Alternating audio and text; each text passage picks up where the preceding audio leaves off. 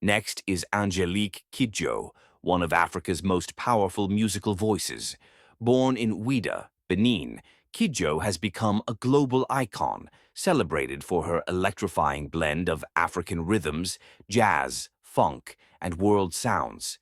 With multiple Grammy Awards and more than a dozen albums, she is recognized as one of the most influential artists of her generation. Well, what triggered the journey is the death of my father in 2008, because my father, I was very close to my father.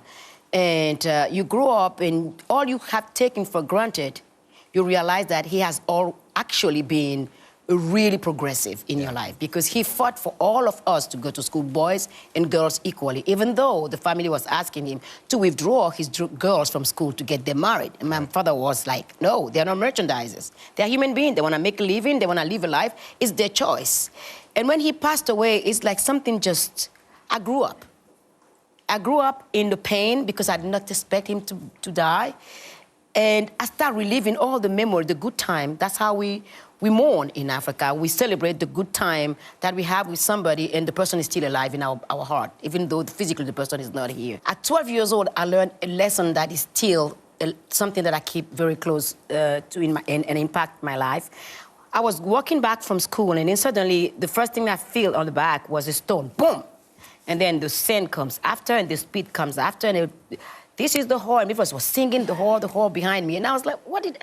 And I look around, they say, yes, we're talking about you. And then I ran home and crying, sobbing. You know, I was in a state where I couldn't even speak. And my maternal grandmother was there visiting my mom.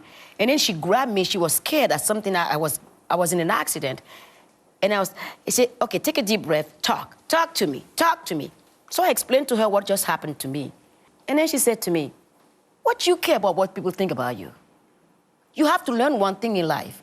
You cannot love everybody and appreciate everybody, and it goes both ways. If you don't learn that now, you're gonna always be the fool of somebody. Live your life to the full. Everything you do, and as long as you don't hurt anybody, and you're happy doing what you do, let them talk. But her influence extends far beyond the stage.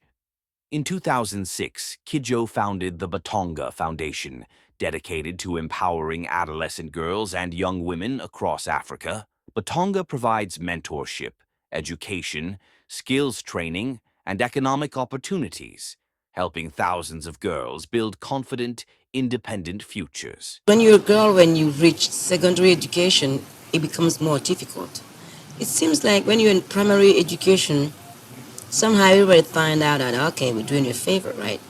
And when you reach secondary education and you continue and you're doing well at school, then it's not really something that you feel, but it's insidious, kind of taunting, telling you stuff like, okay, you girl, anyway, what can you do? I mean, you're not as smart. Your job, I mean, your place is not here. You should be learning how to cook and being married, not being and most of the time, it's the boys. I mean, education, I mean, you start having discussion about many different subjects, about math or what you have learned, and then out of nowhere, you have that kind of little pick that everything to make you think, what the hell am I here for? I mean, I'm also drop out of school and leave. So I came up with the word Batonga, which means for me, as I was thinking about it, leave me alone. Get off my back. I can do whatever I want to do, and I can be whoever I decided to be. You ain't going to tell me my fate right now. That's why I call my foundation Batonga, which for me, literally, I want the girls to think about that, to give them wings to be able to achieve the dreams and to do whatever they want to do without anyone impacting that dream. Kidjo's artistry and activism have earned global acclaim, including the Polar Music Prize, recognition as a UNICEF Goodwill Ambassador, and a spot on Time's 100 Most Influential People. She is celebrated by the BBC and Forbes as one of Africa's most inspiring women. Angélique Kidjo remains a symbol of unity, resilience, and cultural pride, using music and advocacy to elevate Africa's today. But and nobody wants out of your country absolutely, too, right? And nobody want to talk about it because it has been century ago. Huh? Aren't you benefiting from that century ago still today?